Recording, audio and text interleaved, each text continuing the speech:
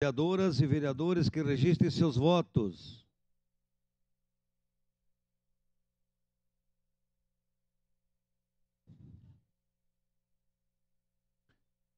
O microfone, por favor.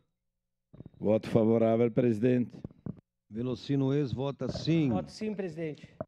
Rafael Bueno vota sim. Vereador Meneguzzi vota sim. Obrigado, Meneguzzi. Professor Zanquim, como vota? Voto sim, senhor presidente. Obrigado. Estela Balardim, como vota? Eu voto sim, senhor presidente. Obrigado, Estela. Encerrado o registro dos votos, encerrada a votação. Projeto de resolução número 2/2023 foi aprovado por unanimidade, com a ausência de Sandro Fantinel e em representação Tatiane Frisso. Encerrada a ordem do dia.